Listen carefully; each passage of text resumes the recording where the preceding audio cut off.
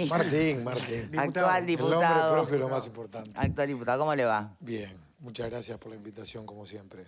Bueno, voy a contar una infidencia. En alguna de las visitas en su calidad de entonces ministro, el Lema, al programa, nos hemos quedado charlando con algunos integrantes del panel y algo que me comentó como una idea, qué bueno estaría hacer tal cosa y qué bueno sería, porque entonces, hablando del sistema carcelario, de cómo tenemos que darnos ese crédito en que hay personas que sí son súper rehabilitables, de la importancia de la rehabilitación, de cómo dentro de la oscuridad hay luz y tenemos que aprender a mirar esa luz porque es lo que nos permite la esperanza para apostar en recursos, en políticas públicas y en humanidad, ¿no? Bueno, fue una idea, era una idea. Por un lunes, un martes de noche ya estaba pronto el documental. El ministro ya habíamos... No, pero de verdad, esa cosa de la efectividad, ¿no? El ser efectivo y el ir para adelante, se lo tengo que reconocer, ministro Lema. Gracias la por verdad eso. que queríamos llevarlo adelante. En lo personal, a veces se habla de si uno tiene prejuicios o no tiene prejuicios. Capaz si me preguntaban unos años antes. Todos tenemos. Y por eso me preguntaban, ¿tenés sí. prejuicios? Yo hubiera dicho, no. Siendo de los hechos y al día a día, sí los tenía. Ah, hubiera dicho, ¿no? Te quiero decir que uno puede, en acto reflejo... Creerse mejor de lo que es. No, pero no creerse mejor, como parte de la base, cada uno, de que es una buena persona o intenta ser una buena persona permanentemente, el término prejuicio no, es algo que tenga una identificación que a uno le quede cómoda. Y en realidad, en un acto de sinceridad y de honestidad brutal, yo si hoy por hoy analizo mi pasado, digo, sí tuve prejuicios. Y así como digo eso, con esa contundencia y hasta con vergüenza, lo fui eliminando conociendo las realidades y conociendo las historias. Sentir se llama el documental. Sentir Uruguay libre de prejuicios. Bien. ¿Cómo se hizo? Y así como a varios, cuando nos encontramos con los testimonios, a mí, yo en lo personal recorrí todas las cárceles del país y hablé con muchas personas que recuperaron la libertad. Conocer esas historias me provocaron la eliminación de los prejuicios. Si me pasó a mí y le pasó a varios que trabajábamos juntos, ¿por qué no dar a conocer para ayudar a eliminar otros prejuicios? Y ir hacia un país de mayor libertad en cuanto a esos prejuicios. Por un lado, por temas filosóficos que tiene que ver que si como seres humanos no creemos en la rehabilitación, estamos entregando algo sagrado de la humanidad, que es entender de que se puede ser mejor. O sea, aquello del hombre es el lobo del hombre, yo estoy en las antípodas, creo lo contrario. Entonces, si humanamente no creemos en la rehabilitación, estamos haciendo una entrega que es una entrega muy importante. Y por otro lado, en lo que es el concepto de seguridad pública en general. Porque a veces cuando hablamos de seguridad, ustedes estaban en el tema anterior, la primer mirada, ¿dónde cae? En el Ministerio del Interior. Sí. Y es el último eslabón. Perdone que le interrumpa. Cuando actúa es que se produce el hecho delictivo. Le pido un paréntesis en este momento, porque ya que nos escuchaba debatir sobre el tema de los menores y esta gresca general, ¿qué opinión le merece? Lo primero es la tristeza del episodio. Coincido que nunca hay que generalizar, porque aparte, así como yo creo que la violencia sí fue en aumento, independientemente de identificaciones y demás, ha ido aumentando. Ni siquiera tenemos que trasladarlo a los episodios delictivos. Hay una situación más irritante a nivel social, pasa en el tránsito, pasa en que tenemos menos tolerancia a muchas cosas, y como todo, también se traslada a las conductas delictivas, pero también, y cuando se habla de juventudes, yo cada vez veo jóvenes más involucrados, por ejemplo, en el tema voluntariado. Entonces, creo que se profundizan acciones que son negativas y debemos revertir, pero también hay que destacar las positivas, que ahí también está la luz, están las potencialidades. Entonces, pueden coexistir diferentes circunstancias que van evolucionando. Algunas que no queremos que evolucionen. Sí, sin duda. Y otras eso que para sí evitar queremos. las generalizaciones. Exacto. Sobre el episodio, la tristeza, por un lado, de que jóvenes estén convocados a una reunión de esas características. Sobre el actuar policial, 100% de respaldo al trabajo tanto de la policía como del Ministerio del Interior, me consta, y he hablado en estas horas con Nicolás Martinelli, por tanto tengo una tranquilidad total de lo que fue el proceder policial. Y con respecto a la justicia, la necesidad de medidas que sean de todo el peso de la normativa para que sean ejemplos, porque por más de que no se pueda generalizar, las diferentes circunstancias vinculadas, como los episodios de ayer, tiene que haber una consecuencia. Porque la impunidad es compleja. Pero estamos de acuerdo que habrá consecuencias concretas para un grupito mínimo. ¿Y qué hacemos con todas esas otras chiquilines que fueron convocados para ir a ver? Que es una forma también de formar parte, ¿no? De estar en la tribuna. Es una forma de alentarlo también. O sea, ¿cómo trabajamos en esa violencia que está latente ahí? Que basta que alguien diga, che, vamos a hacer tal cosa Bueno, mal en ese concepto, para que salte todo el en ese apoyo. concepto que va mucho más allá del Ministerio... Claro, excede el Ministerio del Interior, del Interior, obvio. que tiene que ver con la convivencia, con la paz y con la seguridad pública. No es los padres... no es con instituciones aisladas, no es con familias y hogares aislados, y es un concepto de corte social y horizontal, que nos convoca a todos. Y atando con lo anterior o con el motivo de la convocatoria, más allá que está relacionado y coincido, siempre la convocatoria tiene que ser en sentido amplio. Somos seres sociales y no podemos tomarlos como temas o problemas ajenos. Son temas que a todos nos competen en una mayor o menor medida, en forma directa o indirecta, y se necesita un compromiso de todos, desde lo institucional, de diferentes instituciones, pero por supuesto de la parte social, para dar oportunidades, que las oportunidades no son solamente las oportunidades laborales, es la interacción permanente. Y por eso, cuando yo te decía en un principio que tiene que ver con lo que es el documental, con la seguridad pública, Sí. también, aparte de lo filosófico que recién te comentaba, es que todos tenemos algo para hacer en estos temas. O en el escucha, o en el estar compartiendo, o en el estar sugiriendo, o compartiendo una experiencia. Yo creo que esa relación, esa interacción se tiene que dar en forma permanente. Por tanto, es mucho más profundo las acciones que hay que tomar a futuro con respecto a la cantidad de jóvenes convocados, Sí. los que iban a mirar, los que Hay participaron. mucha gente pidiendo para que se responsabilice a los padres. ¿Habría que hacerlo? Sí. ¿Se gana algo yendo por ahí? ¿Sí? Omisión inherente a... La patria potestad. Las omisiones, la omisión a los deberes inherentes de la patria potestad. Por supuesto, porque aparte no nos podemos ir a un extremo. Como todo, pueden coexistir acciones que sean complementarias. Por un lado, el delito se reprime y hay que hacer caer todo el peso de la norma. Por el otro, todas las acciones que tengan que ver con la prevención. Y no estoy hablando del episodio de ayer en forma aislada. De prevenir desde el punto de vista social de que se llegue a ese tipo de convocatorias, ni siquiera el hecho en sí. Claro. Por supuesto. Pero eso es el trabajo que va mucho más allá de lo que es una instancia puntual como la de ayer. Y en el caso, bueno, en el MIDE nos pasó, yo ya no estoy más, que en realidad dentro del análisis que hicimos con los equipos, la participación en la seguridad pública tenía que ser mucho mayor a lo que era anteriormente. Había que tener un mayor involucramiento. Y ahí nos trazamos 5 ejes, que con el documental se cumplen los 5 ejes. El primero era el pasaje de la Dirección Nacional de Apoyo al Liberado, de la órbita del Ministerio del Interior, al MIDES, para trabajar estos temas con otra impronta y que no se haga un seguimiento a través de dependencias policiales en lo que tiene que ver con la rehabilitación.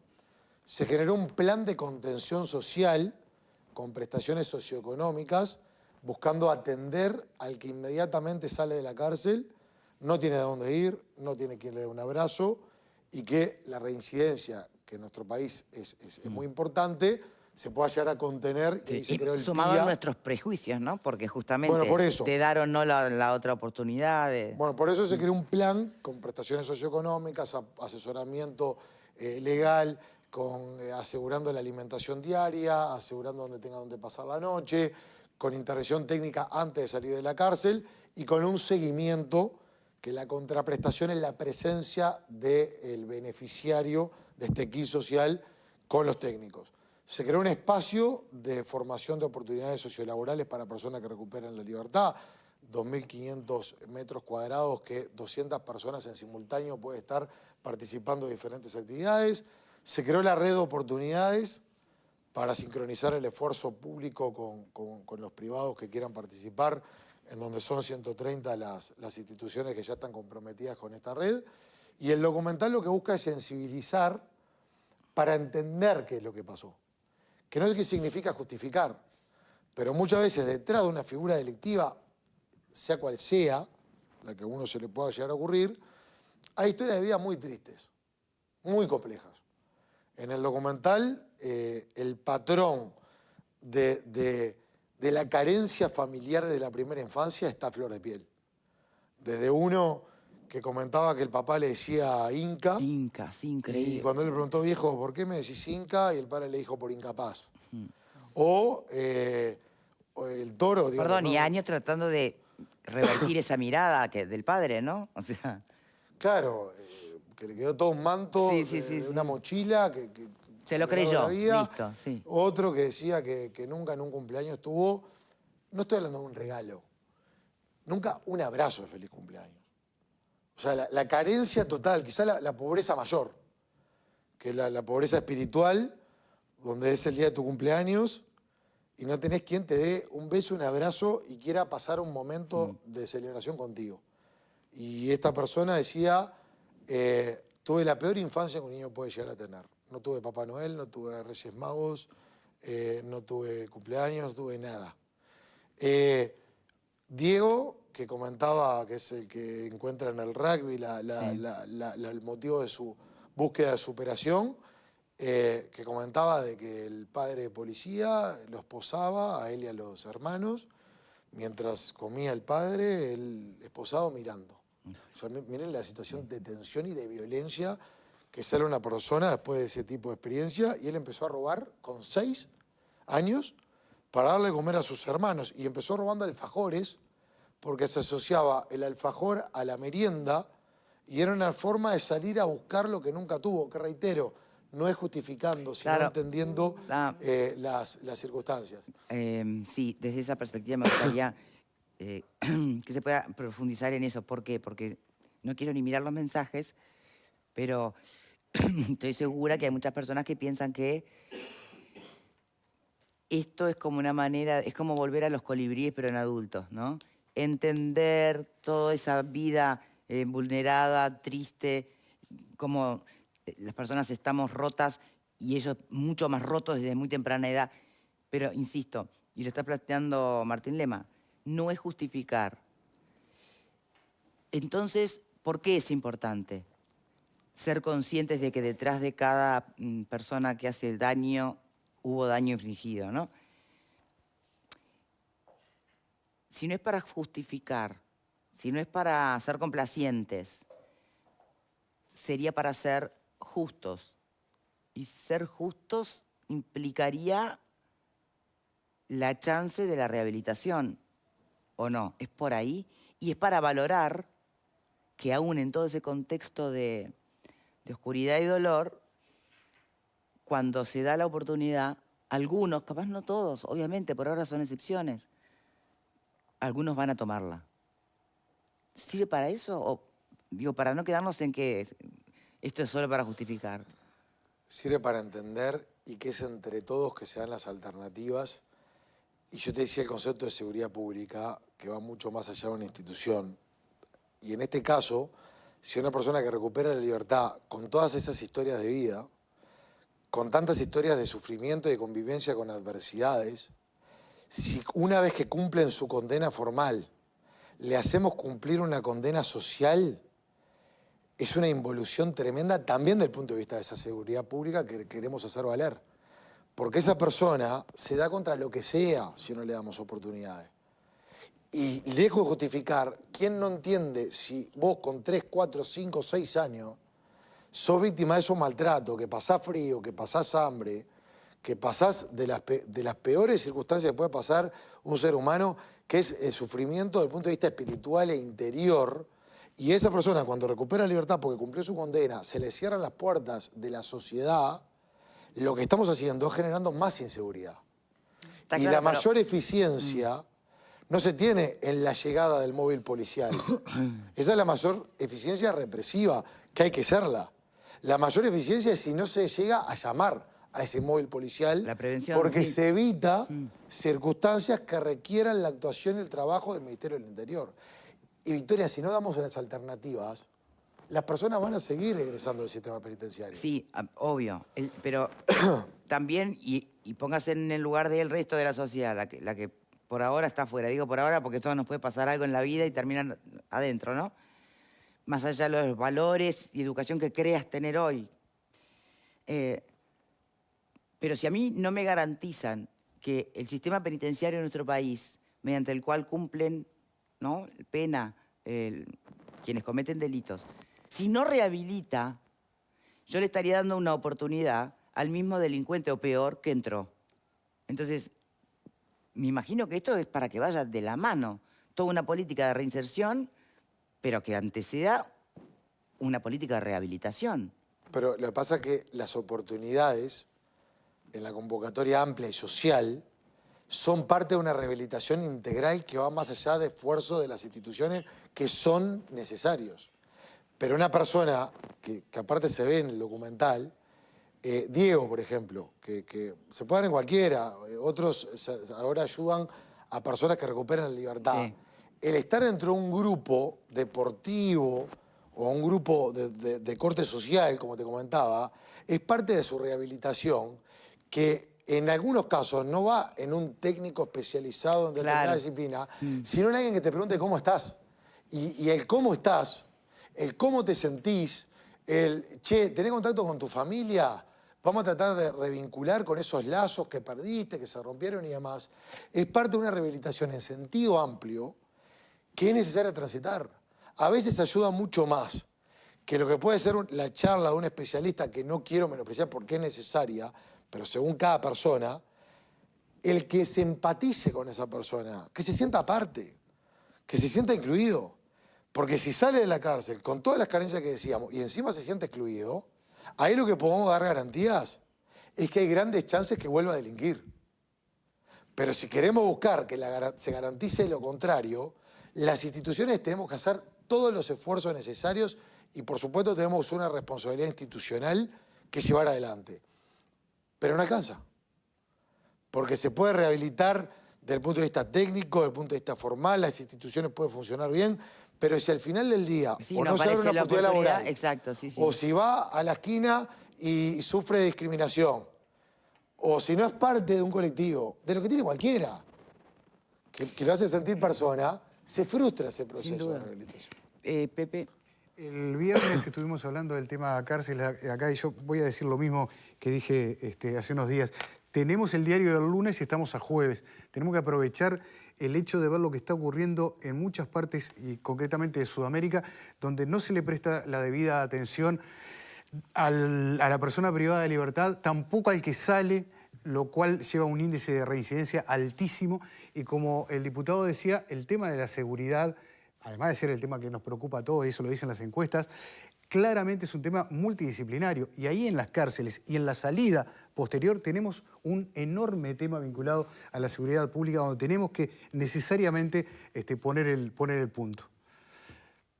Simplemente quería comentar eso. Bien, Pablo. Lo hablamos, sí, la semana pasada, yo lo dije. Tendrías que haberte quedado 15 años más en el Ministerio de Desarrollo Social. Y la verdad, es el primer... Bueno, ese es un tema que tendrás que resolverlo. Pero hay muy poca política de rehabilitación que se ha dado a lo largo de la historia en las unidades penitenciarias. Esa es la realidad. Si bien hay algunas unidades que funcionan mejor, que eso me consta, la gran mayoría no funciona. Y el MIES ha logrado que mejore y funcione algo mejor todavía determinado tipo de unidades. Pero qué importante que es también esa oportunidad que se le da cuando uno cumple la pena, para no volver. Estamos hablando que en el mundo existe entre un 25 y un 50% de reincidencia. Nosotros estamos casi en un 70%. O sea, es una reincidencia muy grande, muy grande. Y la única forma de que no se reincida es una política de rehabilitación dentro de la unidad y un apoyo en el egreso. Y eso es fundamental. Yo aplaudo este mecanismo. Soy consciente de que es un plan piloto, que se necesita mucho más todavía, pero es un buen comienzo. La verdad que pero muestra, por lo menos, muestra que se y, puede. Y muestra que se puede y que haciendo las cosas bien y orientando esa rehabilitación como debe de ser, tiene una consecuencia que es favorable. El tema después será poder ampliarlo esto, ¿verdad? Y una cosa, Victoria, si me permitís. Ser consciente de la complejidad del tema, claro, que es un fenómeno. Porque a veces por ejemplo, la otra vuelta, ahí no voy a revelar la identidad ni ninguna referencia, pero una persona que estuve mucho en contacto, venía bien y recayó. Puede pasar también. Y tenemos que ser conscientes. No se nos puede, por un episodio de debilidad o de circunstancias, que como decíamos, el delito se reprime, pero perder la expectativa o lo que debe ser una estrategia mucho más general. La estrategia y la dirección tiene que seguir siendo esta, independientemente tanto de los casos de superación, que los hay, como los casos donde está muy complicada la superación, como los casos donde está la ilusión de que se va entrando en la superación y se recae. Porque estamos hablando de trayectorias de vida tan complejas que hay recaídas muchas veces. Vale. Yo creo que este documental es muy importante, sobre todo como una demostración a la población, sobre todo a esa parte de la población que normalmente comenta cuando hablamos de este tema en el programa y entiende que es un gasto mal realizado, ¿no? Lo que el Estado invierte en estas personas que están privadas de libertad. Es algo que continuamente se repite y una parte de la población que entiende que es un gasto. Yo sí estoy convencida que es una inversión y me parece que esto de mostrar lo bueno, los casos que realmente se logró revertir esto y que obviamente pueden volver a caer, como un adicto en recuperación puede volver a caer, y eso no significa que no quiera salir de esa situación, sino que obviamente creció en eso y bueno, y puede pasar en el camino que caiga, pero mostrar a la gente que cuando vos invertís en este tipo de políticas públicas, hay gente que quiere salir y que no tenía cómo salir, y que es importante porque vamos a evitar y bajar la reincidencia que implica que lo roben en la calle, que cometan algún otro tipo de delito, porque parece que tenemos que quebrar con esa parte de la población, o sea, por lo menos intentar quebrar con lo que piensa esa parte de la población de que habría que dejarlos encerrados para toda la vida, tipo cárcel depósito de delincuentes, ¿no? Entonces me parece que esto, yo los invito a todos a que realmente lo vean. Está en YouTube, que no está la versión completa. Había la versión corta, exacto. Está la versión corta. corta. 45 minutos, Exacto. va a estar en breve la de 80 minutos. Que lo vean porque realmente te genera eso, ¿no? De cómo, si le das oportunidades a la gente, pueden haber muchos más casos como estos del documental. Una pregunta. ¿Lo vieron los demás reclusos? Se va a pasar en las cárceles. Ah, bueno, eso me interesa mucho. Sí, se va a dar mucha difusión. Ahora, una anterior, aparte de la rentabilidad social, que creo que es indiscutible, tiene una rentabilidad económica. Es mucho más económico.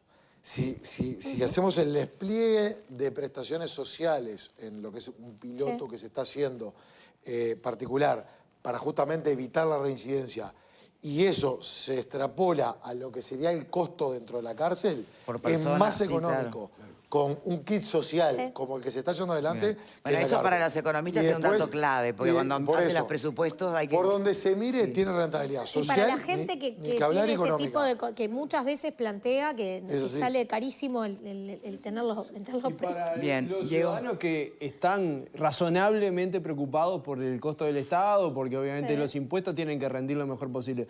Yo creo que Martín Lema dio mensajes importantes en la entrevista de hoy, que son mensajes que ojalá todo el sistema político sea capaz de alinearse, porque Uruguay está en una coyuntura histórica compleja en donde la criminalidad ha venido avanzando, quizás en algunos casos con oscilaciones, pero hay una tendencia histórica complicada y en donde estamos todavía a tiempo de, unidos, frenar el fenómeno y que no nos pase lo que le está pasando, por ejemplo, a Ecuador. Y entonces, en eso, también me suma lo que decía Valeria, el entender que la rehabilitación es una pieza fundamental de la seguridad pública y no es solamente castigo. Obviamente, tiene una parte de castigo, pero si es solamente encierro, no generas lo otro, que es la repercusión posterior de todas esas personas, que en Uruguay son muchas, somos el país que está a la cabeza en tasa de prisionización en la región, y entonces tenemos un gran desafío de que las personas que salgan de allí no vuelvan a delinquir. Y este tipo de documentales yo los apoyo porque generan ese cambio cultural que las políticas necesitan. Yo creo que acá el sistema político tiene el desafío de invertir mucho más en rehabilitación, pero también en hacer el esfuerzo argumentativo de convencer a la población de que este tipo de caminos es necesario. Y ver historias concretas. Si bien las historias individuales no te permiten evaluar una política, pero muchas veces es necesario para ponerle el rostro humano y generar los elementos de convicción de que sí es posible. Y este programa, porque nos llegan muchos mensajes, sabemos que también se mira en los establecimientos penitenciarios y me parece que es un buen mensaje para quienes están pagando una pena, saber que les espera o que hay oportunidades en el momento de la liberación para adherirse a estos programas que, bueno, que en algunos casos se están piloteando, pero que ojalá se consoliden y se consoliden a futuro y se transformen en políticas de Estado. Pepe. Sí, yo ya comenté, pero ya lo comenté, ya le pregunté a Martín. Sí. Ok. ¿Alguien más tiene alguna pregunta? Bien. Igual, a ver, no quiero preguntar, pero no puedo con la curiosidad. Esta historia, que no querés dar nombre, pero de alguien que vos venías siguiendo y apostabas mucho y demás, ¿es alguno de los protagonistas del documental? No, hay dos historias que hoy ahora se me vienen a la cabeza. Uno lo conozco del año 2011, que no está tan vinculado, no estaba tan vinculado a la vida delictiva, sino sí a las adicciones, tuvo su vínculo en la vida delictiva y estuvo mucho en situación de calle también, y que son de esas personas que yo vi, él salía con una organización a darle de comer a personas en situación de calle, y yo vi como una vuelta en invierno se sacó su campera para dársela a otro, estando en una circunstancia muy parecida, lo que es todo un gesto de nobleza, que más allá de inconvenientes que se pueden atravesar en la vida, te muestra lo que es la esencia, ¿no? Sí, su naturaleza. Y el corazón era una persona que me encariñé y tuvo, que no importa. Y otra que era una persona que venía para hacer de esas historias que había que contar. Sí. Aparte hubo un hecho que trascendió mucho públicamente, que estaba vinculado a esta persona. Venía bien, estaba en un lugar de resguardo del ministerio. Pero ¿es una persona que había estado privada de libertad, había cometido algún delito? Sí. ¿Producto de la adicción también o por otras razones? Tenía problemas de adicciones. Nunca llegué a hablar en profundidad si ese fue el motivo, pero tuvo diferentes episodios vinculados a la vida delictiva que trascendieron. Y de la forma como estaba evolucionando era inspirador. Era inspirador. Claro, y hace un tiempo, cuando pregunté por él, porque me llamó la atención no estar viéndolo en la vuelta, me comentaban que tuvo una recaída y bueno, está. Y ahora... Cuando decidiste recaída, no estamos hablando de adicción, estamos hablando de que volvió a cometer un delito. No, por eso, está bien. Lo que pasa es que yo durante mucho tiempo, 2 años y 10 meses estuve en el ministerio, estuve con diferentes circunstancias que no tienen nada que ver en un caso con el otro, pero a veces la recaída es el motivo de que vuelvan a estar en la mala que en algún momento estuvieron. Claro, no estoy vinculado, no tiene por qué estar vinculado a lo por eso, porque quería aclarar eso. Pero son diferentes historias, en algunos casos que tienen que ver con la droga, que terminan en algunos casos en circunstancias de situación de calle, como conocemos lamentablemente y demás. Otros que están vinculados al delito, y el vínculo con la droga en el delito tiene que ver con el consumo, pero tiene que ver con la participación en hechos delictivos. Claro. La recaída a veces es llevar el paquete que no deben llevar. Entonces, y he conocido mucho, he estado mucho con ese tipo de situaciones, que es imposible no conmoverse lo personal cuando vos, sobre todo cuando te das cuenta, y esto nunca hay que romantizar las circunstancias, pero vuelvo a lo del principio, no dejar de entender, cuando te das cuenta que tiene mucho corazón, y cuando te termina generando mucha bronca y mucha impotencia, gente que tiene un activo personal tan importante y no lo puede desplegar producto de estos flagelos. Porque eso te calienta, te molesta. Cuando vos te pones a conversar con personas que cuando te dan los antecedentes, no atás lo que son los diferentes antecedentes, no estoy hablando de antecedentes penales, antecedentes de trayectorias y demás, con la persona que vos estás hablando, que vas conversando, y que no conversás una vez. A mí me tocó desde estar jugando al fútbol, desde compartir asado, compartir mate, recibir mi despacho, ir a la casa. O sea, no te estoy hablando que fueron personas que una vez aislado No. tuve la oportunidad. Fuiste testigo de una coherencia que conocí, en lo que era su materia humana. Y me genera una bronca impresionante cuando personas con ese corazón, con ese talento, ven interrumpida su vida, porque dejan de vivir, por este tipo de flagelo. Por eso, para mí es un desvelo este tema. Y a veces, cuando se da la disyuntiva, no sé si vos, Diego, decías lo del sistema político, tenemos que entenderse que se pueden complementar acciones, y yo, que soy partidario de que el delito se reprime, y lo subrayo, para evitar cualquier tipo de malentendido, solamente con la represión la vamos a correr siempre atrás, y estructuralmente los problemas se van a mantener. Entonces es, obviamente, que la represión en las circunstancias que así lo requieran, y la rehabilitación para evitar que el aparato represivo tenga que ponerse en marcha. Una cosa que quiero decir que no es menor, que yo creo que hay cada vez una mayor conciencia de este tema. Ojalá sí. Porque esta idea del documental no fue nuestra, fue de la agencia Soul, que es una agencia de comunicación que integra la red de oportunidades que les comentaba que se formó. O sea, no es que somos unos cracks que un día dijimos vamos a contar las historias, no. Afortunadamente vinieron a traernos la idea. Ni bien la empecé a comentar públicamente, Kubrick se ofreció a llevar adelante el documental. De nada. ¿Y sabe? De nada, porque fue en este programa que la verdad que se empezó a bromear. ¿Hay algún productor que quiera llevarla adelante? Y una cosa que me hicieron la pregunta, ¿cuánto le costó? Que sé que igual se justificaría, pero a mí me gusta decirlo porque habla del compromiso. ¿Cuánto costó este documental, que es de primera calidad, al Mides? 0 pesos. Se golpearon puertas. Se golpearon puertas de privados, se consiguió financiación de privado, se consiguió el compromiso de que no se cobren honorarios por parte tanto de la productora como de la agencia. Y eso también habla a la conciencia social de mostrar este tipo de historias. Ministro, yo le agradezco muchísimo que haya... perdón, exministro. Le agradezco muchísimo que haya venido. Y si me permite, desde ya le voy anticipando que en cuanto sepa que el documental se pasó en las cárceles, me encantaría realmente saber qué pasó ahí. Si mayormente los privados de libertad encontraron la forma de vincularse con esos ejemplos de superación, si generaron esa cosa de imitar, ¿no? O si por el contrario se sienten muy lejos y no hubo, o sea, el antihéroe, ¿no? ¿Se entiende lo que voy? Me encantaría realmente saber cómo lo vivieron, qué les pasó. Muchas gracias por habernos acompañado. Gracias a ustedes. Hacemos una pausa y ya venimos. Aprendas a vivir